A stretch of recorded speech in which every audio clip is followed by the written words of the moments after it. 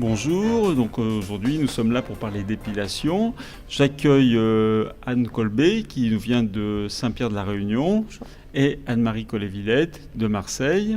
Alors on n'est pas là pour parler des épilations faciles mais plutôt des épilations compliquées et on va peut-être débuter par l'âge qui est un problème récurrent. À quel âge peut-on débuter une épilation laser ? Donc chez la jeune fille, puisqu'elles sont nombreuses à venir dans nos cabinets nous demander. Anne-Marie. Alors c'est un problème effectivement épineux parce que c'est un problème peu documenté. Si on peut faire de l'épilation au point de vue état de santé à tous les âges, et c'est bien documenté chez le tout jeune enfant dans des conditions pathologiques, dans nos épilations esthétiques, là c'est un no man's land et on se fie un peu à nos expériences, qui fait qu'on évite de la commencer trop tôt. Pourquoi ? Parce que le statut hormonal, et en particulier les hormones sexuelles, n'est pas stabilisé, le poil n'est pas stabilisé. Et commencer avant 25 ans, on sait qu'on s'expose à des possibilités de séances répétées beaucoup plus nombreuses que si on est chez la femme mûre. Donc c'est un problème où chacun fait un peu selon sa conscience, mais où quand même on est tous d'accord par un consensus de commencer plutôt bien après la puberté. Et donc tu décides, quand une patiente vient, qui a 15-16 ans, qu'est-ce que tu dis souvent là, elle vient avec sa maman ? Elle vient avec sa maman, j'expose clairement les problèmes et les limites. Et puis, on s'adapte un peu aux situations. Il y a des situations où il y a, par exemple, des gros problèmes de folliculite de l'épilation, du rasoir ou de la cire, où là, on va améliorer nettement l'état cutané, où là, on peut faire des séances, mais en étant toujours très prudent sur le côté permanent et résultat très durable. D'accord. Donc, je m'adapte. Est-ce qu'on peut leur dire éventuellement qu'on va leur faire quelques séances dans un premier temps, et puis les revoir plus tard, à un âge plus avancé, pour continuer et terminer l'épilation laser ? Moi, c'est ce que je fais, effectivement, parce que je commence souvent plus tôt. À partir du moment où je sais que leur puberté a commencé 4-5 ans avant, et très souvent, les jeunes filles ont une puberté qui commence à 11 ans, qu'elles ne grandissent plus, que leur taille est stable, et que sur des photos, j'ai vu que leur pilosité ne bouge pas. Je dois dire que je leur explique toutes les limites que tu viens de dire. Et effectivement, souvent, il y a une très forte pression, donc je leur explique qu'elles peuvent avoir des séances en plus. Et je dois dire que pour le moment, l'expérience est plutôt concluante, parce que j'ai peu de jeunes filles qui nécessitent beaucoup plus de séances. Donc, en différenciant les épilations esthétiques, on va dire, et celles maillot, et les autres épilations pour lesquelles les très jeunes sont très demandeuses, à savoir l'hyperpilosité méditerranéenne qui se présente essentiellement sous forme de duvet, où là on est sur un terrain miné dangereux, où il faut être très très prudent, en particulier à ces âges-là. Oui. Tout à fait. Est-ce que vous avez remarqué que chez les jeunes femmes, parce qu'il y a une dizaine d'années, on épilait beaucoup des patientes qui avaient entre 30 et 50 ans, on va dire, et puis maintenant on a beaucoup plus de patientes jeunes, entre 20 et 30 ans. Est-ce que vous avez remarqué que chez ces patientes, il fallait beaucoup plus de séances de laser pour obtenir un résultat correct ? Un peu comme si le poil était plus résistant entre 20 et 30 ans qu'il ne l'est plus tard, à 50 ans par exemple. Moi, je pense que ça vient justement de ce statut hormonal qui est encore en installation, qui est encore instable, et que ça doit participer un petit peu à ça. Alors peut-être qu'on n'a pas les mêmes populations, parce qu'on n'a pas eu l'impression qu'on avait vraiment un nombre de séances plus important. Je ne peux pas vous dire pourquoi. Un de nos collègues dit que le poil est un organe comme un autre, en fait, et je trouve que cette image est assez satisfaisante, et qu'en réalité, lorsqu'on avance en âge, nos organes vieillissent et sont de plus en plus fragiles, et que finalement, le poil, c'est un peu la même chose, c'est-à-dire que, et d'ailleurs, on le voit bien chez des patientes qui font de l'épilation à la cire, au niveau des jambes, elles ont de moins en moins de poils avec les années, à force, avec l'âge. Voilà, et qu'avec les années, eh bien, un poil est plus facilement traumatisable et va par contre disparaître plus facilement. C'est peut-être une des raisons, mais c'est net qu'on a vraiment un changement par rapport à l'âge. Alors, pour des femmes jeunes, ou même des jeunes filles, je fais beaucoup de lasers épilatoires de type Nd:YAG sur des jeunes filles qui ont des problèmes d'adénite. Et nous, dans les dom-toms, les adénites, on ne les cache pas trop bien sur les vêtements. Et j'ai trouvé qu'en 4-5 séances, on avait quand même une réduction du poil qui était durable. Et les jeunes femmes ne reviennent pas ensuite pour il se trouve qu'elles viennent pour leur adénite et leur poil, ça fait les deux en même temps. Et quand elles ont une adénite, par exemple, une radénite des aisselles, on ne les revoit pas après pour les poils. Ça tient quand même plutôt bien. Donc c'était par ce contexte-là que j'ai commencé à le proposer à des jeunes femmes plus jeunes, enfin à leur dire, essayez quand même si vous voulez, sachez simplement que ça peut durer plus longtemps, mais pour le moment ça se passe bien, de facto, quoi. Alors, à l'autre extrémité de la vie, le poil vieillit, il devient blanc. Est-ce qu'il existe une solution photonique, j'entends, en dehors de l'épilation électrique, de la classique, conventionnelle? Est-ce qu'il existe une technique qui permette de détruire ces poils définitivement? On avait proposé des techniques, des techniques ont été proposées plutôt associant par exemple de la radiofréquence et une irradiation laser pour chauffer la peau et essayer d'optimiser la destruction du poil.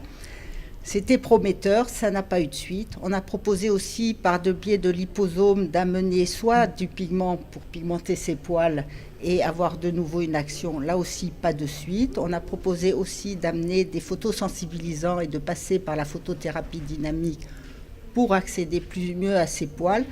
Toutes ces techniques ont fait l'objet que de publications parcellaires et pas très suivies. Donc je crois qu'on n'a pas beaucoup avancé. Donc on en reste à l'électrolyse conventionnelle. L'électrolyse conventionnelle. Oui.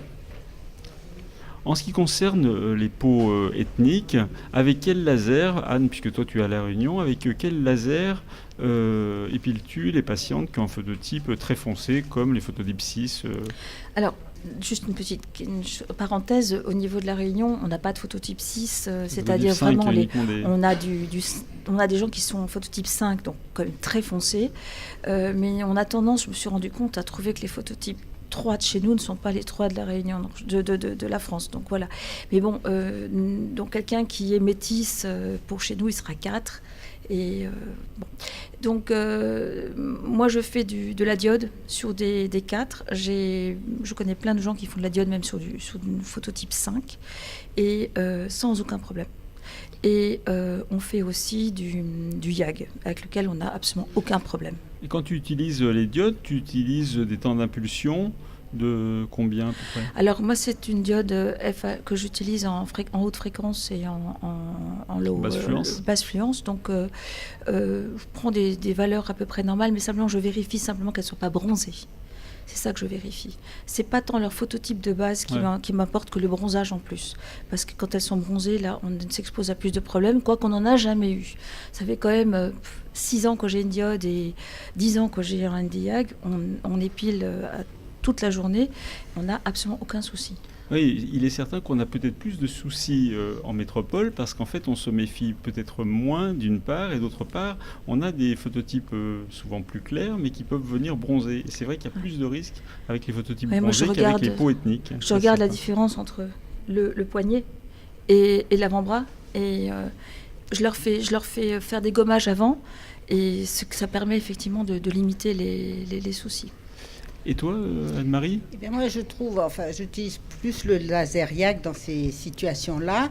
Et je trouve que sur les phototypes très foncés, on n'a pas de soucis. Les soucis, je les ai plus avec les peaux de type maghrébine, où quelquefois, elles ont un phototype qui nous semble clair et auquel on épile, mais on a des gros problèmes de pigmentation post-inflammatoire et quelquefois de brûlure. Et je trouve que c'est plus délicat d'épiler ces phototypes-là que les phototypes très foncés ou au YAG, il n'y a pas de problème. Parce que chez les maghrébines, tu as tendance à revenir à l'alexandrite. Non, à faire du YAG, mais c'est une... Ah oui, l'alexandrite. Et là, tu as des problèmes de brûlure quand même avec un YAG. Avec l'alexandrite, quand elles ont quand on a une impression qu'elles ont une peau assez claire.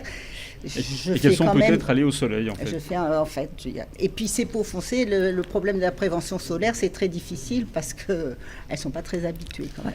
Et donc, tu en as un peu parlé tout à l'heure, mais quid de ces patientes méditerranéennes qui ont une pilosité fine, particulièrement au niveau du visage?